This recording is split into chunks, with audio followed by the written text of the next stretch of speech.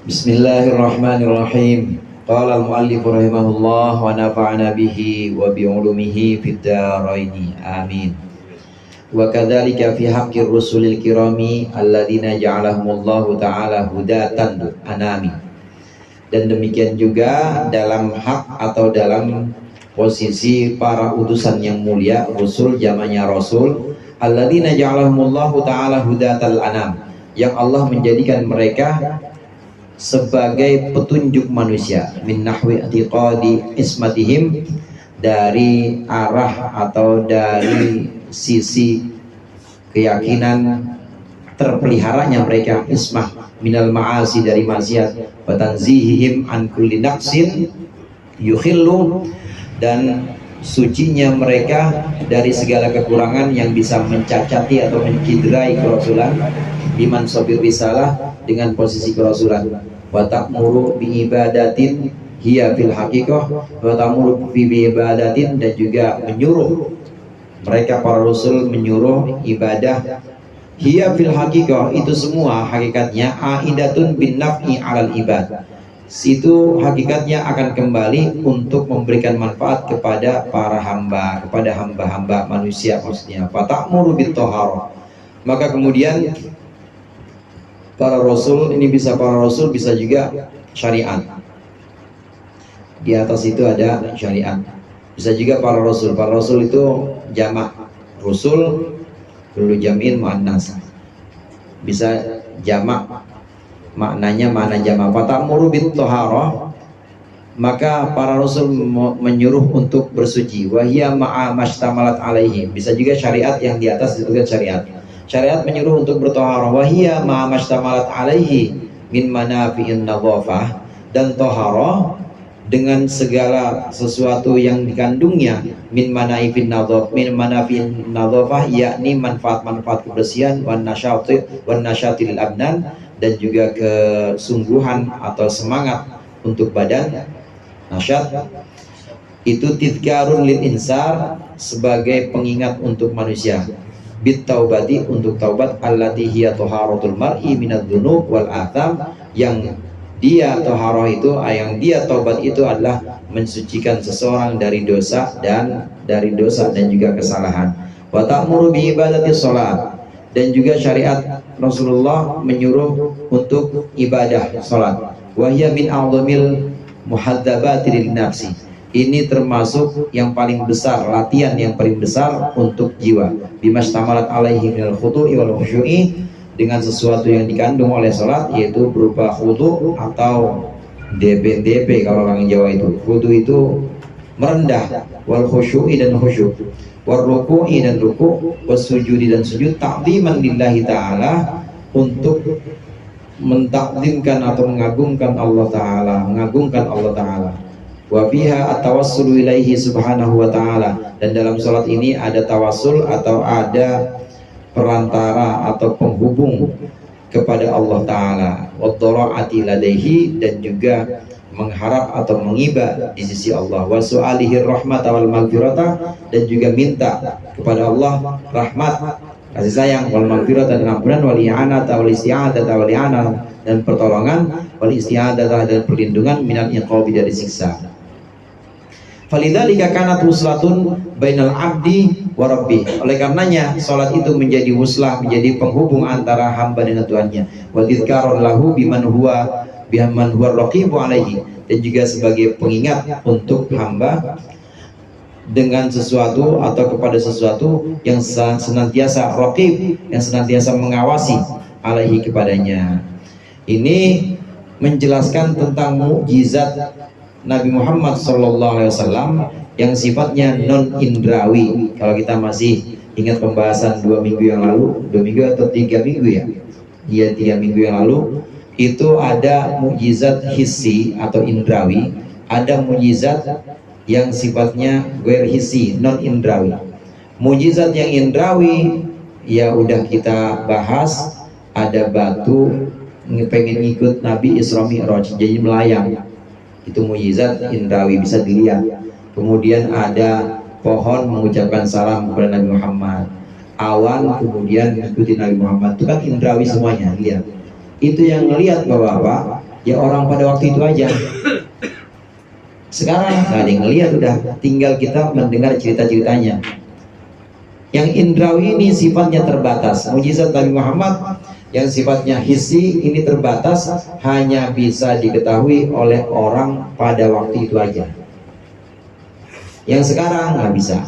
Nah, ada mujizat yang non hissi, yang non indrawi, yang sifatnya tidak indrawi, yaitu Al-Quran. Dan yang sedang kita bahas ini syariat Nabi Muhammad SAW. Ini syariat Nabi Muhammad yang berupa sholat, sebelum sholat ada wudhu. Kalau kita pikirkan dan renungkan, ini semua mujizat semuanya. Ada banyak hal-hal menakjubkan dalam wudhu dan dalam sholat. Inilah mujizat non indrawi yang diakses lebih banyak dibanding mujizat indrawi. Kalau dibelahnya bulan, itu yang menyaksikan ya orang pada waktu itu aja. Tapi kalau sholat dan juga wudhu, misalnya contoh yang sudah kita baca, ini ya disaksikan oleh orang dulu masa Rasulullah masih hidup, para sahabat. Kemudian tabi'in juga menyaksikan bagaimana hebatnya sholat dan wudhu. Begitu juga murid-muridnya tabi'in menyaksikan, sampai ulama-ulama, kemudian pada guru-guru kita, sampai kita menyaksikan kehebatan sholat, kehebatan wudhu. Ini namanya mujizat yang ada pada syariat Nabi Muhammad. Bukan sembarangan syariat, bukan sembarangan ajaran.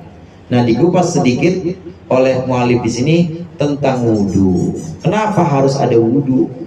Tadi, kenapa harus ada ambil air? Orang yang batal kalau kentut apa ya kalau kentut? Pantatnya, ngapa yang dibasuh muka? Kenapa yang dibasuh tangan? Kok kaki segala dibasuh? Itu kenapa? Kenapa kok ada syariat wudhu gitu? Pertama yang dijelaskan oleh pengarang di sini, wudhu ini manfaatnya antara lain adalah untuk kebersihan. Kalau kita pengen ketemu atasan atau kita pengen ketemu mertua baru lagi yang kita masih kikuk gitu, masa iya kita masih belepotan, masa iya kita masih bau badan kita, ini kita ketemu begitu aja kan? Paling enggak kita cuci tangan, cuci muka. Apa cuci muka istilahnya? Raup ya, kalau orang itu, orang Betawi apa namanya? Raup ya, raup ya, minimal kita cuci tangan raup dah, biar nggak kelihatan kucil-kucil amat. Pengen ketemu mertua, pengen ketemu bos. Begitu juga kita sholat, ini bukan cuma mertua, bukan cuma bos, yang punya alam semesta. Masa iya begitu aja? Maka harus ada kebersihan itu tadi dari wudhu. Cuma syariat Nabi Muhammad yang begitu. Coba dibandingin ya, agama-agama lain nggak ada yang begitu, yang nggak ada ibadahnya dimulai dengan itu dulu. Ini segi zohir dari wudhu, kebersihan zohir. Ada juga kebersihan batin. Kalau yang dibersihkan itu anggota-anggota badan yang zohir, itu hanya sebagai satu pengingat untuk menuntun kita anggota batin kita. Anggota batin yang dimaksud di sini hati kita. Kita bersihkan juga niat hati kita ketika kita mau sholat. Niatnya untuk apa? Apakah sholat memang karena kita hamba dan menegaskan bahwa Allah adalah Tuhan, atau kita sholat cuma karena buat gagah-gagahan, gua mau paling sholat di kampung ini, kayaknya sarung mah gak ada yang kayak gua, misalnya begitu. Kayaknya datang ke masjid mah gak ada yang serajin gua, orang sini mah. Kita sholat itu niatnya buat apa? Dibersihin hatinya. Sebenarnya wudhu itu adalah toharoh yang meliputi dua hal, kebersihan raga juga kebersihan jiwa. Sebenarnya waktu kita wudhu itu sebenarnya hati kita juga harus diwuduin. Hilangin itu yang namanya ria, yang namanya hasud, yang namanya ujub. Itu tiga, itu yang paling parah itu. Ujub, hasud atau dengki, sama ria. Dihilangin. Niat waktu kita membasuh muka, tangan, niat untuk menghilangkan penyakit-penyakit hati dengan wudhu itu.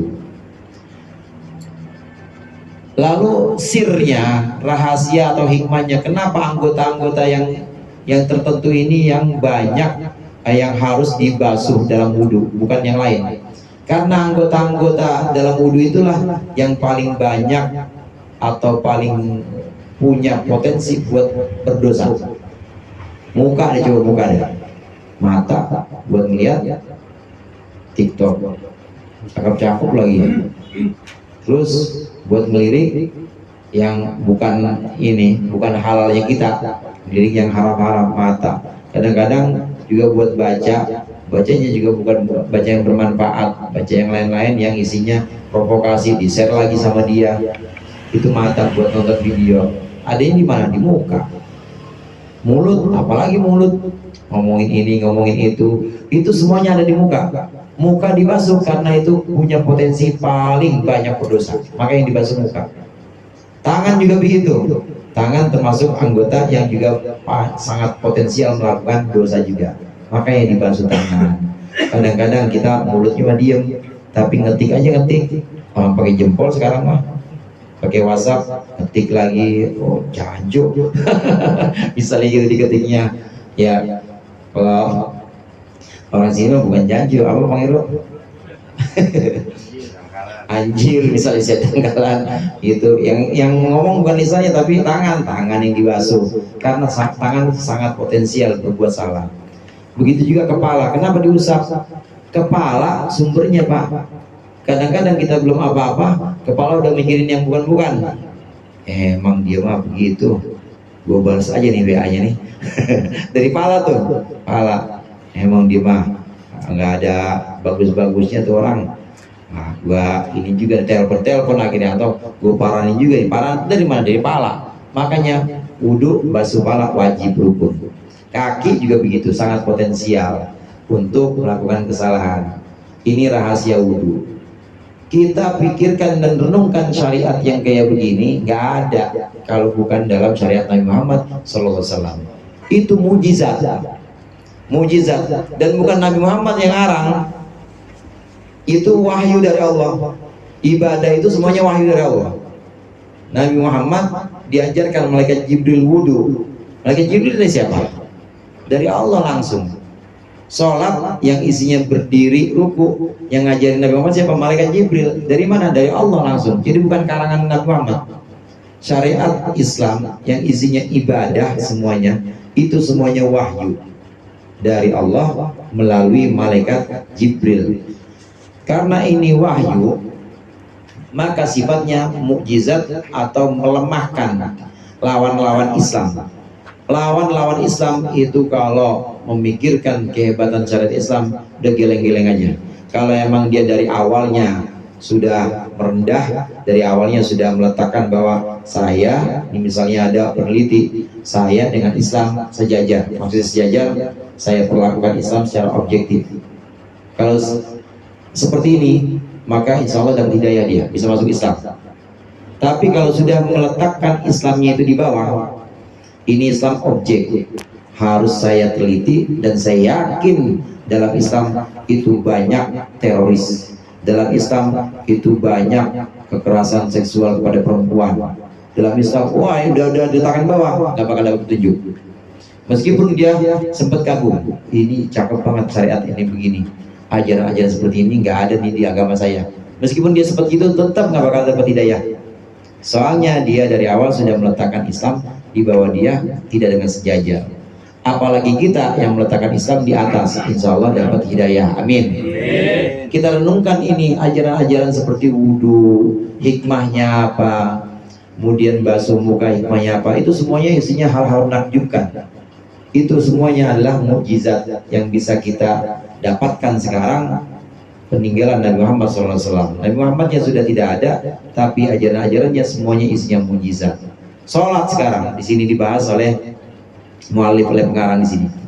Sholat di sini satu ibadah yang sangat bermanfaat dan paling cocok untuk melatih dan mengasah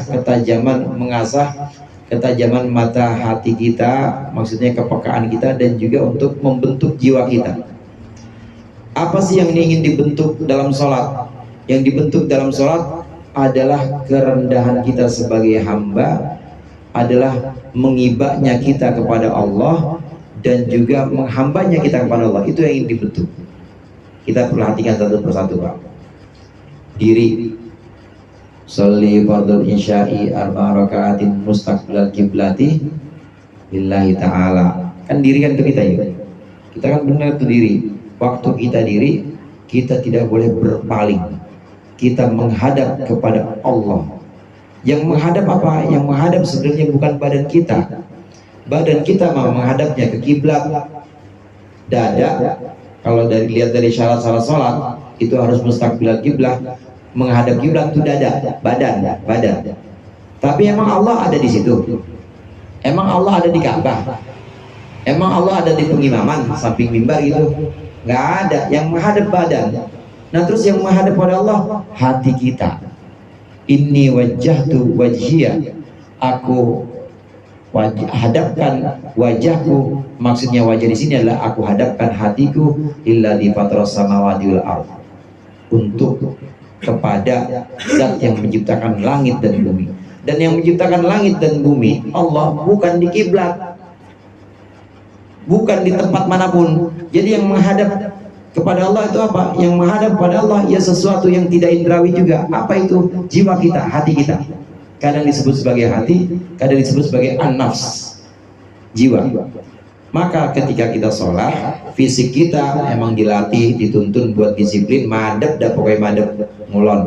Kalau orang sini madep dah, madep kiblat, madep lah, madep Ka'bah. Kalau kita kebetulan melihat Ka'bah di Masjidil Haram, ini madep secara fisik disiplin. Nah secara psikis jiwa kita juga harus madep. Madep kepada siapa? Pada Allah. Dan Allah tidak berada di tempat manapun. Allah Maha Suci, Allah Maha Suci, Allah yang tidak bertempat dimanapun, tidak di atas, tidak di bawah, tidak di samping, tidak di depan, tidak di belakang. Dan Allah Maha Suci tidak akan bisa terikat ruang, terikat tempat. Kalau terikat tempat itu berarti makhluk. Terus Allah bagaimana? Ya Allah sebagaimana hati kita yang bisa menghubungkan ini, maka hati kita menghadapkan kepada Allah. Menghadaplah hanya kepada Allah yang tidak bertempat dimanapun. Dan Allah bebas dari segala macam tempat itu. Tapi Allah wujud. Nah hati kita menghadap. Ini sir atau rahasia yang sholat. Berdirinya kita menghadap kiblat. Ini fisik kita, badan kita menghadap, hati kita menghadap kepada Allah. Badan kita menghadap kiblat, hati kita menghadap kepada Allah. Dan menghadapnya hati kita ini hadirin, benar-benar seperti seorang budak atau seorang bawahan yang lagi disetrap sama bosnya. Lagi disetrap, ada bawahan lagi dihukum berdiri atau suruh ngadep berdiri. Emang berani selonjoran? Boro-boro berani selonjoran, duduk aja nggak berani. Kalau belum waktunya duduk, benar-benar tunduk berdiri. Fisiknya, badan kita, pandangan mata kita ke tempat sujud. Pandangan mata kita tidak melampaui tempat sujud, benar-benar kita nunduk. Ini badan kita atau fisiknya. Hati kita begitu juga harusnya, nunduk, hati jangan kemana-mana. Itu yang dimaksud dengan wajah tu wajhiyah. Hati kita hadapkan hanya kepada Allah. Udah hilangkan lagi selain Allah pikiran-pikiran. Nah caranya bagaimana? Tuntun dengan bacaan-bacaan sholat Pak. Bacaan sholat yang kita terima dari guru kita dari gurunya lagi, terus dari Nabi Muhammad. Mulai dari Allahu Akbar, inni wajjahtu wajhiyah, itu bacaan bukan sembarang bacaan. Kita baca itu, kemudian tuntun hati kita buat baca itu, insya Allah hati kita tunduk juga pada Allah. Jadi bukan tunduknya bukan cuma fisik, tapi juga tunduknya jiwa, psikis kita, jiwa kita tunduk. Sudah sampai berdiri, kemudian ruku. Ruku juga begitu, merendah kita di hadapan Allah, mengibah kita di hadapan Allah. Subhana rabbiyal azim wa bihamdi, maha suci Tuhanku yang maha agung. Artinya saya kotor dan saya kecil ya Allah. Benar-benar kita merasa hina di hadapan Allah. Ruku itu sebuah penghambaan yang benar-benar tegas bahwa saya itu rendah, saya hina, dan Engkau maha suci Allah. Saya bisa ruku begini juga Engkau yang nuntun. Dituntun pakai subhana rabbiyal azim wa bihamdi, baca, lisannya baca, hatinya baca. Sujud juga begitu, lebih rendah lagi sujud. Sujud lebih rendah. Sebelum sampai sujud tadi kita i'tidal. Samiallahu liman hamidah. Allah mendengar orang yang memujinya. Maksudnya habis samiallahu liman hamidah, kita Rabbana lakal hamdu, itu kita muji Allah. Ya Allah, segala puji hanya milik Engkau, lakal hamdu, hanya milikmu lah segala puji. Ya Allah, aku memujimu. Alhamdulillah aku bisa ditakdirkan sholat sampai ruku, sampai i'tidal begini. Alhamdulillah, bersyukur. Turun sujud, tambah lagi kita merendah, tambah lagi kita syukur. Itu kalau buat melatih jiwa, buat melatih ruh kita, sholat itu udah yang paling top 10. Nggak ada resep selain sholat. Zikir bagaimana? Zikir bagus, cakep zikir. Tapi biasanya kalau zikir kita madepnya pulang. Ya kalau capek, ya kadang-kadang kita gerak, atau kalau capek kadang-kadang kita selonjoran. Nah kalau sholat enggak, kalau belum waktunya. Terus bagaimana supaya sholat ini bisa maksimal, menggabungkan antara kekuatan sholat dengan zikir? Kalau kita punya zikiran, gabungkan kekuatan itu dalam sholat. Maksudnya waktu kita zikir, waktu kita sholat, maka bacalah zikir-zikir sholat itu. Zikir memang paling kuat untuk melatih hati, untuk membersihkan hati. Paling kuat itu zikir. Dan dalam sholat ada zikir juga, zikir-zikir yang ma'thur atau yang diajarkan oleh Rasulullah. Itu udah paling top tier, itu udah zikirnya, kemudian Al-Qur'annya ada dalam sholat.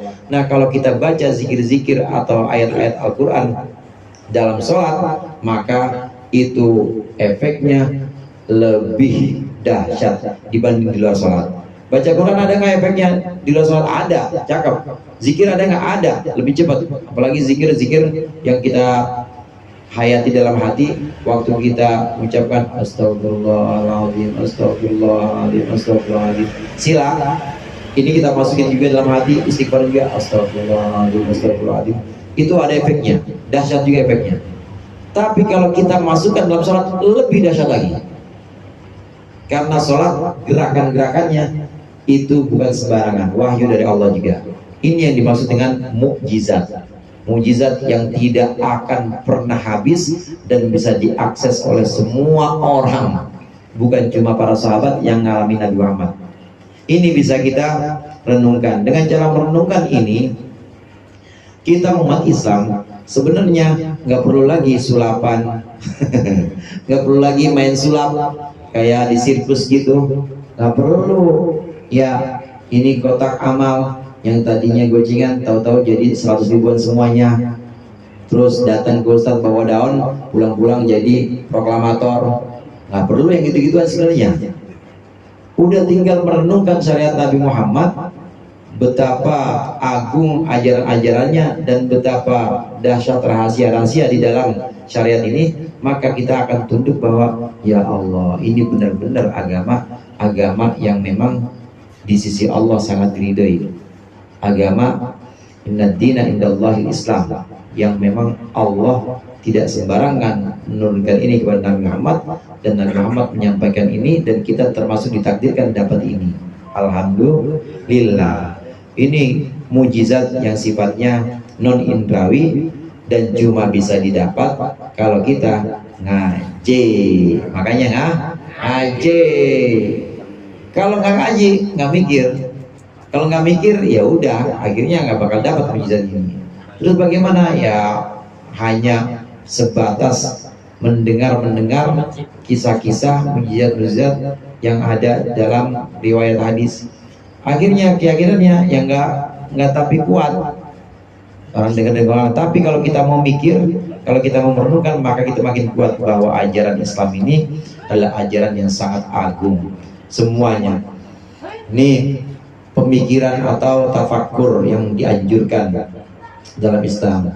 Di Al-Quran sering ajakan itu, afala ta'qilun, afala yatadabbarun, afala tatadabbarun, afala ya'lamun. Itu diajak oleh Allah, dikasih satu ajakan atau satu motivasi untuk memikirkan termasuk juga untuk memikirkan syariat Nabi Muhammad sallallahu alaihi wasallam. Falau annal insana istaghraqa fil ghaflati an maulahu bi annahuma bin himakihi fi ashghali dunyahu la tagat nafsuhu wa ansahu syaitanu dzikra khaliqihi wa hawana alaihi suluka sabilil ma'asi wa syahawat walakinnahu bi wuqufihi fil yawmi wal lailati khamsa marratin baina yaday maulahu mustahdiran azamatahu wa jalalahu yaltaji'u ila taubati amma janahu wa tabturu himmatuhu amma apa tuh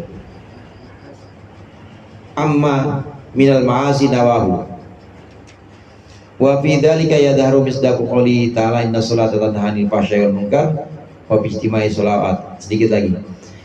Dan jika seorang manusia istaghraqa fil ghaflati maulah, dia tertenggelam dalam kelalaian, lupa kepada Tuhannya, bin himakihi fi ashghali dunya, karena rusaknya dia dalam kesibukan dunia, la tagat nafsuhu, maka nafsunya atau jiwanya itu akan menentang, atau jiwanya itu akan kebablasan. Wa ansahu syaitanu dzikra khaliqihi, dan setan akan membuatnya lupa dari mengingat Tuhannya si orang tadi, Tuhannya si insan. Wa hawana alaihi suluka sabil ma'asi wa syahwat, dan setan akan mempermudahnya jalan menuju maksiat dan juga hawa nafsu. Walakinnahu biwuqufihi fil yaumi wal lailati khamsa marratin, tetapi insan ini, orang ini, ketika dia tetap berdiri sehari semalam dengan 5 kali salat baina yaday maulahu, di antara kedua Tuhan, di hadapan Tuhannya, mustahdiran azamatahu wa jalalahu, menghadirkan keagungan Tuhannya dan juga keagungan Tuhannya, sama yaltaji'u ila taubati amma janahu, dia berpaling atau mengungsi kepada Tuhannya untuk taubat dari segala kesalahan yang dia perbuat. Tetap turuhim himmatuhu minal ma'asi nawahu, dan dia menghapuskan cita-cita atau maksudnya dari maksiat yang hendak dia lakukan. Wa fi dzalika yadhharu misdaqu qoulihi ta'ala, dan dalam itu semua maka menjadi jelas kebenaran firman Allah, inna sholata tanha 'anil fahsya'i wal munkar, bahwasanya salat akan mencegah dari perbuatan keji dan munkar. Kalaupun ada orang dia udah bangor, benar-benar bangor, pokoknya yang namanya maksiat udah tenggelam dalam kemaksiatan, lupa kepada Tuhannya. Kalau sudah lupa kepada Tuhannya, sibuk dengan urusan dunianya, maka hawa nafsunya menjadi-jadi. Setan ini makin gampang untuk membuat dia makin lupa diri, Jadi bukan cuma tukang jahit yang lupa diri tapi tukang maksiat juga lupa diri karena menuruti hawa nafsu, sibuk dengan dunia, lupa Tuhan. Akhirnya setan akan mempermudahnya untuk melaksanakan maksiat. Tapi kalau ada sholatnya sehari semalam 5 kali, pasti ada ngerem pasti itu. Walaupun sampai 3:30 begadang, sempet dia juga mabuk juga misalnya, tapi kalau dia subuh kemudian dia ambil wudhu, bagus lagi dia mandi, kemudian madhab kepada Allah, madhab kepada Tuhannya, Allahu Akbar, itu insya Allah dengan menghadirkan keagungan Allah, itu insya Allah ada remnya, dan itu akan bisa mencegah dia. Kalaupun sebulan 2 bulan masih begitu terus, setahun 2 tahun pasti berhenti dia. Ini maksud dari inna sholata tanha 'anil fahsya'i wal munkar. Jadi nggak ada yang percuma. Kalau dibilang orang, percuma lu STMJ sholat terus masih jalan, nggak percuma. Tetap ada remnya, dan kalau sholatnya itu merenungkan bacaan-bacaannya, benar-benar merenungkan bahwa saya rendah, ya Allah tadi malam habis ngapain, itu pasti akan bisa mencegah kemaksiatan. Meskipun ada yang cepat, ada yang lambat. Syariat Nabi Muhammad dengan wudhu kemudian tadi sholat, ini adalah sebuah mukjizat, sebuah keagungan yang kalau kita renungkan, maka kita tidak butuh lagi mukjizat-mukjizat yang indrawi. Artinya cukuplah ajaran Islam ini sebagai sesuatu yang membuat kita kagum dan membuat kita makin kuat iman kita. Mudah-mudahan bermanfaat. Dari curang yang maaf. Allahumma muwaffiq ila aqwamit thoriq. Wassalamualaikum warahmatullahi wabarakatuh. Waalaikumsalam warahmatullahi wabarakatuh.